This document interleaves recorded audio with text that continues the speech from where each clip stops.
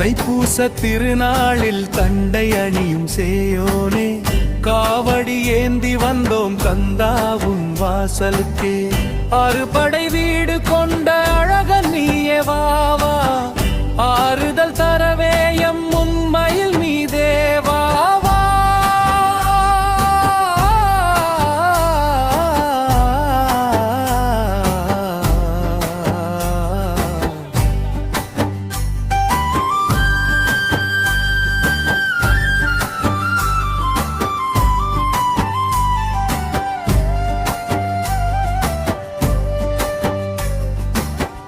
அன்னையவள் தந்தவேல் கையில் ஏந்தியவா, அசுரரை வென்று தேவர் துயர் களைந்த